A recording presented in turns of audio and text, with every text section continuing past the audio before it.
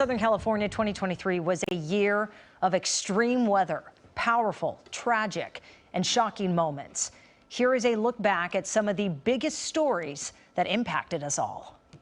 2023 came in with a roar. Historic winter storms battered Southern California, from the rain to the winds and snow.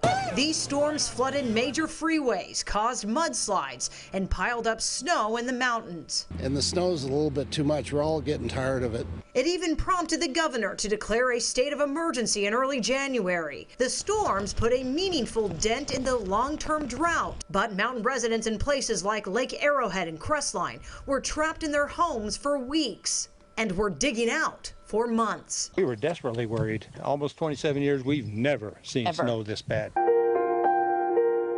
January also saw the deadliest mass shooting in LA County history.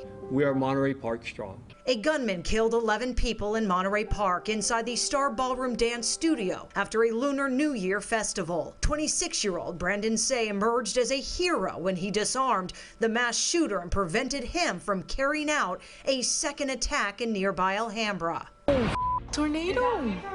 They're cardboard boxes. Wow. On March 23rd, a tornado tore through Montebello, damaging buildings and frightening residents and workers who ran for cover. Oh, you just don't think Southern California having a storm like this. Its peak winds topped over 100 miles per hour.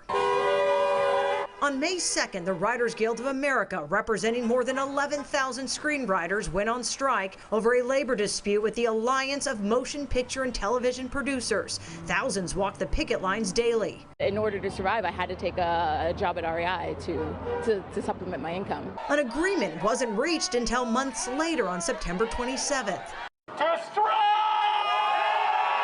The summer of strikes continued when on July 14th, the Actors Union joined the WGA and went on strike over a labor dispute with the AMPTP. The strike will begin at midnight tonight. We had no choice. We are the victims here. SAG-AFTRA struck a deal nearly 4 months later. In August, the remnants of Tropical Storm Hilary, a Category 4 hurricane when it was churning in the Pacific, brought record-breaking rainfall to Southern California, flooding roads and causing mudslides, impacting many people in the San Bernardino Mountains.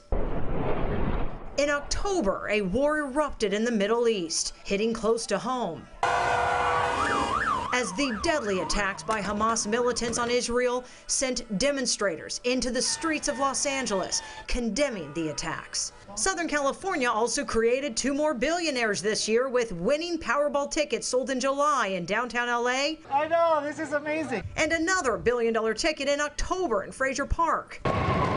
But drivers were not so lucky in November when a portion of the 10 freeway in downtown LA caught fire and shut down. The more than 300,000 daily drivers were diverted around the closure. It's of significant consequence to the economy, to the health and safety of Angelenos. But the freeway reopened weeks ahead of schedule, and eerily similar to how the year started with severe weather. The rain pounded down once again, this time flooding homes in Port Hueneme and Ventura County.